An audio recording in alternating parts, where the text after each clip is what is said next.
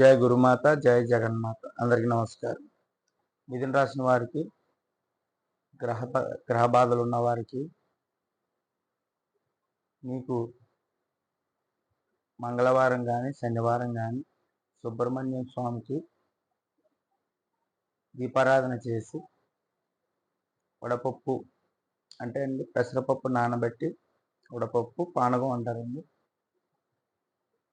అది నైవేద్యంగా సమర్పించి ఎవరికన్నా చిన్నపిల్లలకి ఆ రోజు పాలు అనేది దానం చేయండి.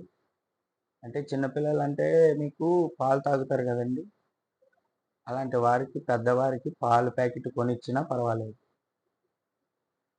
ఇలా చేయడం వల్ల మీకున్న గ్రహాలు అనుకూలంగా అవి మీకు గ్రహ బాధలు తొలగిపోతాయి. సర్వదా బాగుంటుంది. జై శ్రీరామ్.